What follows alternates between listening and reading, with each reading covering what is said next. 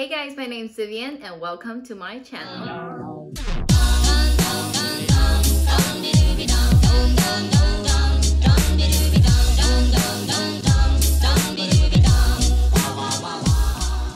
As you see from the title, yes, we're going to make soy milk today!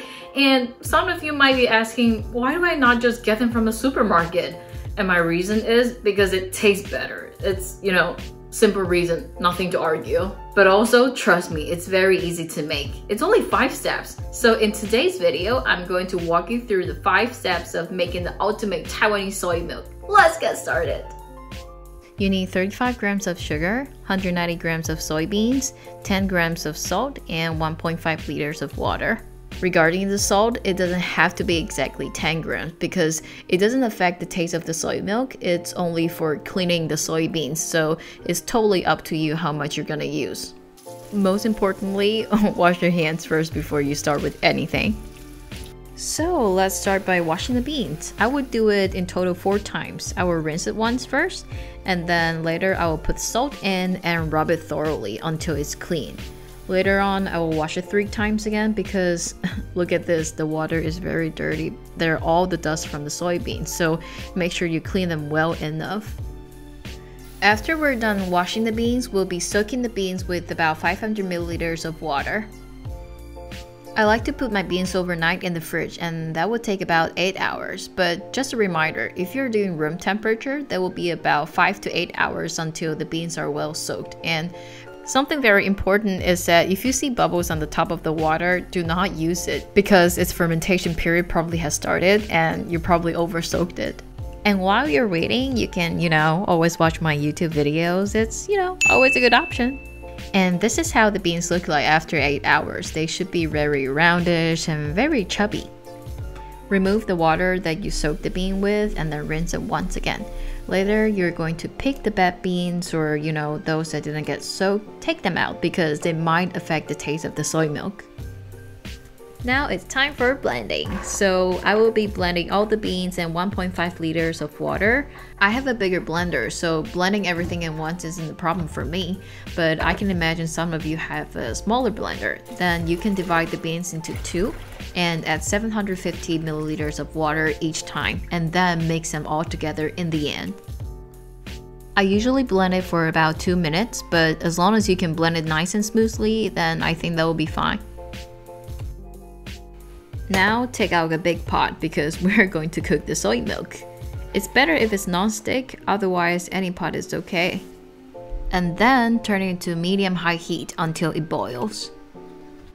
When you're cooking the soy milk, it's very important that you always scrub the bottom of the pot because sometimes the soy dregs could stick to the bottom, and then if it's burnt, you will end up getting a very smoky taste of soy milk. In the middle of cooking, I will take out a filter to remove the foam and also the bubbles from the top of the soy milk. Because later when it's boiling, the whole foam and bubbles will spill out from the pot and the whole worktop will be quite messy. So I remove some of the foams to avoid it. Now you can see that it's finally boiling, and now turn down the heat and immediately remove the pot from the stove. And then remove the rest of the foam. Turn on the heat to medium-high and cook it for another 5 minutes. In the end, we're going to add some sugar into the soy milk. My version is a light sweet version, so if you want more sugar, you can always add more. You can taste the soy milk a bit before you're finished with cooking, but do not make the same mistake as I did. Do not put the spoon back to the pot, it's bacteria. It's not okay. After I'm done with cooking, I will transfer the soy milk into another pot. I mean, you can also use the same. I'm just going to use the new one and put it outside and let it cool down.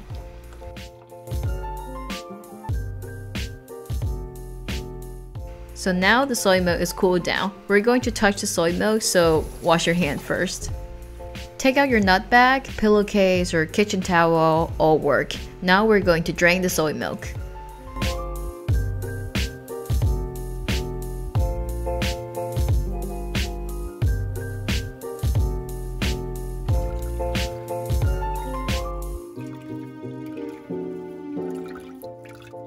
So this is how it looks like after you drain the soy milk. This is called bean dregs. You can use it for making buns or baking cookies, you name it.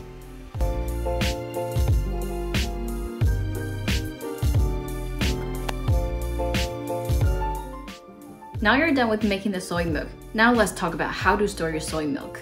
The first thing you need to know is that you have to finish it within 3 days. As it's freshly made, it could go bad quite quickly, so make sure you drink it when it's still fresh.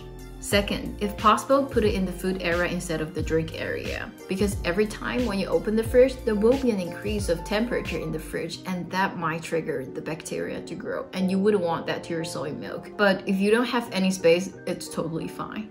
And one last point, put it immediately back to the fridge after you drink it. It's actually the same logic as the previous point. You wouldn't want it to stay outside for too long. So that's it for today, and I hope you enjoyed the soy milk. I'll see you next time. Bye!